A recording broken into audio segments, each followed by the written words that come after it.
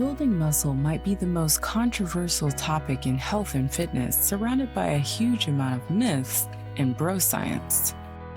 In this chapter, we will dwell deeper into the physiology and actual science of building muscle. It is an important part of any healthy transformation and important to know for anyone. But first, why do we need to build muscle? Let's get the obvious why out of the way first. From media and fitness culture, one might have the idea that muscle is for athletes and fitness models or gym junkie bodybuilders. This couldn't be further from the truth.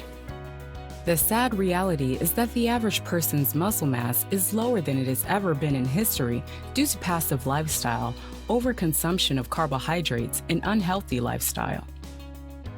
Lowered muscle mass is considered one of the biggest risk factors of metabolic syndrome spectrum diseases, not to mention the lower quality of life. The problem, and at the same time the solution, is that the human body is evolved to be physically active. Our metabolism in muscle tissue depends on us moving around.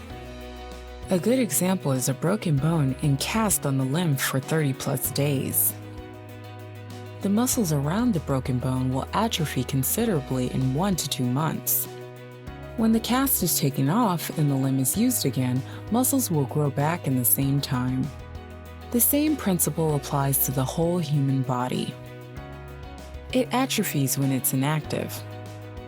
Without going too deep into the physiology, lowered muscle mass causes these 6 issues, amongst other things: lowered metabolic rate or calories burnt daily, risk of risen blood sugar and cholesterol levels, since the muscle tissue is one of the most metabolically active tissues in the body, consuming large portions of energy from food.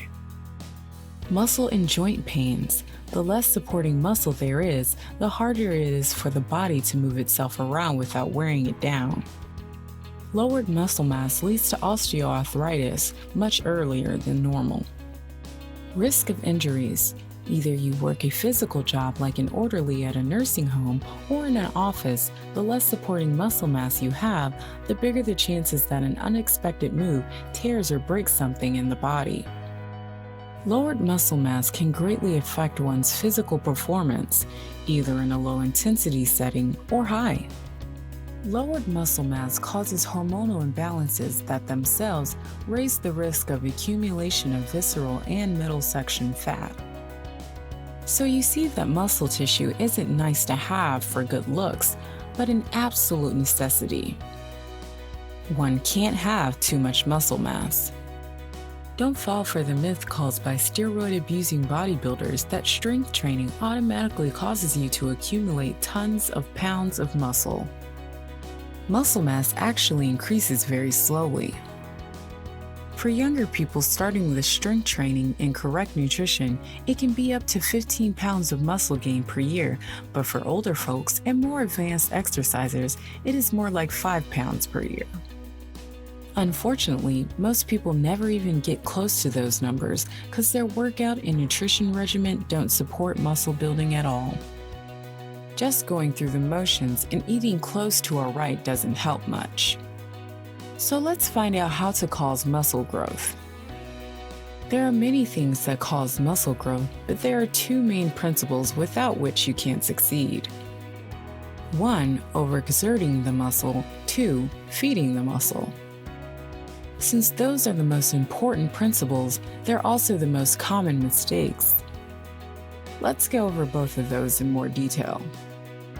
Overexerting the muscle means that we have to signal to the muscle that it needs to adapt to overexertion, so the next time it has to overexert itself, it will be much easier.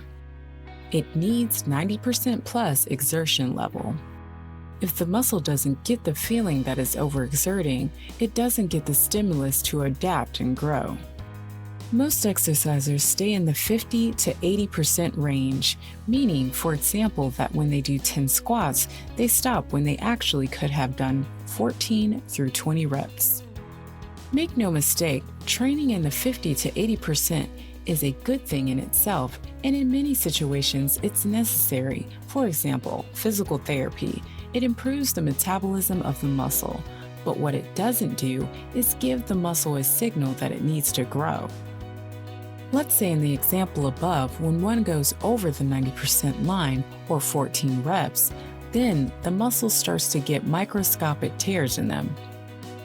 After the final rep, when the muscles hurt and feel hot, there are millions of little tears throughout the muscle. This might sound counterintuitive, but it is an absolute necessity to make the muscles grow. At this stage, we come to the second important principle. The muscle damage itself doesn't grow, but temporarily weakens the muscle. The muscle starts to grow after the workout, mostly the following night when you're sleeping, when your growth hormone levels are highest. At this point, our body does all it can to fix the tears and overcompensate the curing process by growing muscle cells to withstand the future overexertion better. But for that, it needs new material to replace the damaged tissue. It needs protein to replace the muscle cells, and it needs carbohydrates to replace the glycogen and ATP, fast energy source in the cell's stores. Feeding your body necessary nutrients after the physical exertion is the second principle. One could overexert the muscles repeatedly, but they would never fully heal and grow without proper nutrition. The nutrition part is mostly covered in the nutrition module, but for now, if you aren't an advanced exerciser, then you shouldn't worry too much about perfecting the workout nutrition timing. It is enough that your overall nutrition is in good shape. We will go over the timing more in the strength training plan chapter. The third principle is actually the subcategory of the first principle. For the muscle to grow, it has to be in the adaptation phase all the time. When the muscle adapts to the weight in use, it doesn't have any more stimuli to grow. So the overexertion has to be repeated and continuous. In other words, progressive. This is another most often made mistake by exercisers. They work out with the same intensity year after year. And it is totally fine. But if your goal is maximizing the effect of the workout and growing muscle tissue, then this won't help you after a certain point. But at the same time, as we discussed, the muscle needs recovery time to grow. So it isn't smart to overexert the muscle too often. To bring this all together, building muscle should be one of your priorities, whether you are losing weight, getting in shape, or just want to feel better. To do this, you must overexert the muscle over the 90% line and feed it enough quality protein and carbohydrates. We'll go into more detail on how to actually create this progressive strength training program to fit your own goals in the next chapter.